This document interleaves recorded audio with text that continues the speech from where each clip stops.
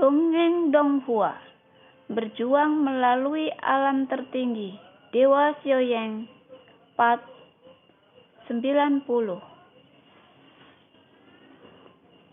Pada saat ini, paksaan Ping Yuntu juga menyebar dan masih memilih untuk melindungi Xiaoyan pada saat yang kritis. Kelinci, itu bukan pilihan yang bijaksana untuk menggangguku. Yuan Wei memandang Yuntu, dan ada sedikit kemarahan di matanya yang awalnya kusam. Aku takut pada bolamu.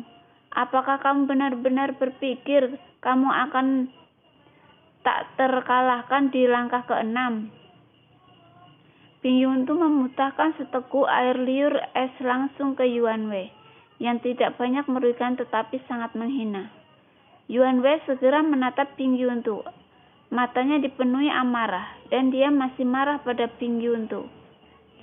Apakah ada permaisuri di belakangmu, atau tidak? Hari ini aku akan menghancurkan kelinci matimu dengan mulut patah. Kemarahan Yuan Wei melonjak, dan telapak kakinya menginjak ke depan sebelum dia berbicara. Saya melihat bahwa di garis emas di tubuh Yuan Wei, kekuatan keabadian mengalir, dan momentum kuat dari langkah ke-6 keabadian Kaisar meletus. Kelinci mati? Aku memanggilku kelinci mati. Kamu membunuh 1000 pisau. Kematian pengadilan. Ping Yuntu sangat marah. Xiaoyan memandang Ping Yuntu dengan amanah, berpikir bahwa gelar ini hanya miliknya. Apa yang kamu tertawakan? Kalian berdua membunuh 1000 pisau. Ping Yuntu tiba-tiba menoleh dan menatap Xiaoyan.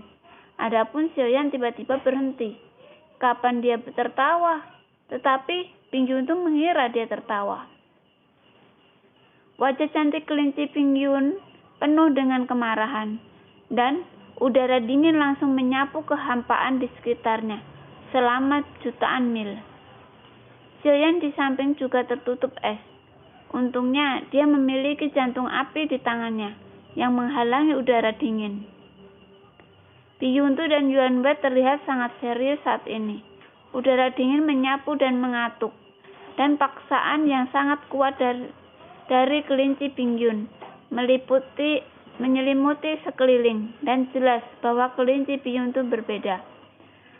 Perbedaan dari sebelumnya adalah ia memancarkan semangat jurang yang tidak ada sebelumnya. Kulit kelinci Ping Yun telah menjadi sebening kristal, dan penampilannya juga telah berubah. Itu telah berubah dari penampilan imut sebelumnya. Ia telah kehilangan kelucuannya. Sosok itu menjadi ramping dan ramping, dengan lengan batu giok yang lembut seperti lotus salju, dan indah dan bulat kaki giok ramping cuci lucu, menjadi temperamen adik kerajaan. Tiba-tiba menjadi sangat lancang. Kelinci Ping Yun mengangkat kepalanya. Matanya menjadi acuh tak acuh. Dia berhenti berbicara sejenak, dan segera memasuki keadaan bertarung. Itu benar-benar serius. Keduanya menghilang pada saat yang sama dalam sekejap. Kecepatannya luar biasa, dan tabrakan yang luar biasa itu terjadi lagi di kehampaan. Udara dingin melonjak di atas kepalan kelinci Ping Yun, dan es bening kristal mengembun di lengan.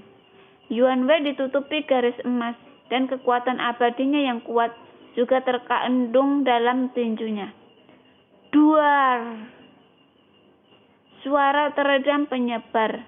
Udara dingin dan Jin Mang bertabrakan, dan keduanya menembak bolak-balik, dan mata Yuan Wei juga menunjukkan warna kejutan, karena pada saat ini Ping Yuntu tidak kalah lagi dalam pertempuran dengannya. Tinju terbanting dengan keras, dan fluktuasi yang luar biasa tersapu seperti badai. Kekosongan di sekitar orang itu tampaknya terdistorsi, menunjukkan kekuatan yang mengerikan itu. Menarik. Ini sebenarnya menyembunyikan kekuatannya. Yuan Wei melirik kelinci Ping Yun dengan aneh, tapi sepertinya dia tidak menggunakan semua kekuatannya, dan wajahnya sangat bermartabat. Tapi jika kamu ingin mengalahkanku, itu masih tidak mungkin. Setelah Yuan Wei selesai berbicara, wajahnya menunjukkan sarkasme dan penghinaan, seolah-olah dia memiliki semacam dominasi dan kesombongan. Berhenti bicara, ngomong kosong. Bagaimana dengan langkah ke-6? Aku masih akan memukulmu sampai mati. Kelinci Pingyun menggetakkan gigi peraknya, dan setidaknya dia lebih unggul dalam pidatonya. Meskipun kata-kata kasar, wajah Pingyun itu tidak jauh lebih baik. Meskipun dia tidak dikalahkan, dia tidak memiliki keunggulan setengah poin. Aku ingin melihat berapa lama kamu bisa bertahan. Setelah Yuan Wei selesai berbicara, serangan ganas itu dengan liar menyelimuti kelinci Pingyun, dan setiap kali kedua belah pihak saling bersentuhan, kekuatan yang terkandung di dalamnya membuat kekosongan bergetar. Namun, konfrontasi semacam ini tidak berlangsung lama. Tidak ada kecelakaan. Tubuh kelinci Pingyun terlempar ke belakang dalam kekacauan. Kristal es di tubuhnya pecah, dan seteguk besar darah menyembur keluar. Sejak kamu membuat pukulan pertamamu, aku sudah memperhatikan bahwa kekuatanmu hanyalah tipuan. Aku ingin melihat berapa lama kamu bisa bertahan. Tapi aku tidak menyangka kamu akan dikalahkan jika kamu tidak melakukannya. Mengalahkan 100 pukulan. Yuan Wei mencibir. Melihat kelinci Pingyun, dia berkata dengan nada main-main. Dikatakan bahwa permaisuri dikelilingi oleh orang-orang terkuat. Jadi, kamu harus menjadi yang terlemahkan. Yuan Wei melanjutkan. Kelinci Pingyun menstabilkan tubuhnya, dan luka-lukanya pulih dengan cepat. Dan saat Yuan Wei sedang berbicara dan mengejek, telapak kakinya melangkah menuju kehampaan, dan dia langsung menuju Xiaoyan. Kelinci Pingyun terkejut, dan sosoknya juga buru-buru bergerak.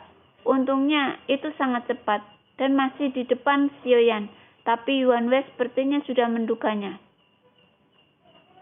Di hadapan Pingyun itu yang tiba-tiba muncul di depan Xiaoyan, yang terakhir tampaknya telah menangkap kelemahan Pingyun itu saat ini.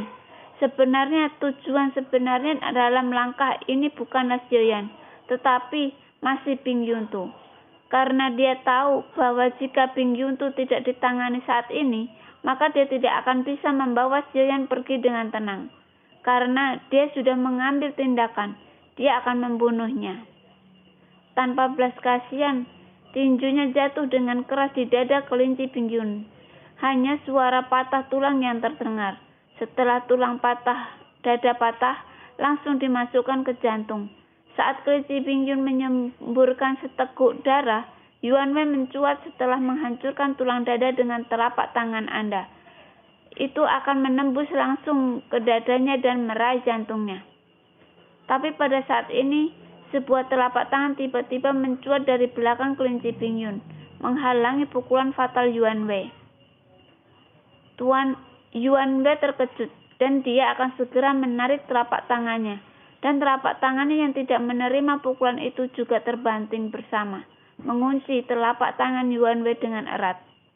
Tanpa ragu-ragu, Yuan Wei langsung mematahkan lengannya, dan tubuhnya melesat ke belakang dengan kecepatan tinggi, dan lengan yang patah berada di tempakan belakang. Dan daging dan darah dengan cepat mengembun, dan tumbuh kembali dengan kecepatan luar biasa. Jika kamu tidak bisa mengalahkannya, mundurlah sedikit. Pada saat ini, sebuah suara datang dari belakang Pingyun. Pingyun tiba-tiba berbalik dan melihat wajah penuh mata di belakangnya. Xiao Jiu. Pingyun rapi tidak takut dan sepertinya tidak asing dengan penampilan ini. Adapun Xiaoyan, dia sudah lama menghilang pada saat ini. Melihat sekeliling, dia masih melarikan diri ke kejauhan. Seolah-olah dia takut terpengaruh oleh pertempuran mereka.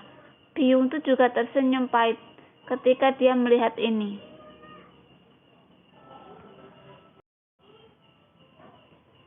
Kelinci Pingyun, sudah lama sekali. Kenapa kamu lebih lemah dari sebelumnya? Jung Ying lah yang memblokir pukulan untuk kelinci Pingyun. Tapi berubah menjadi humanit. Kenapa wajah penuh mata? Xiaoyan merasakan kulit kepalanya kesemutan. Aku sudah lama berhenti berkultivasi dan mundur adalah akal sehat. Biyuntu menjawab setelah jeda. Ini menjelaskan mengapa ketika Jiuying ingin membunuh Xiaoyan, ketika Biyuntu memblokirnya. Jiuying juga menjualnya. Biyuntu rapid ya wajah. Bukan karena kelinci Bingyun memiliki wajah yang besar, tapi sepertinya kelinci Bingyun dulu sangat kuat.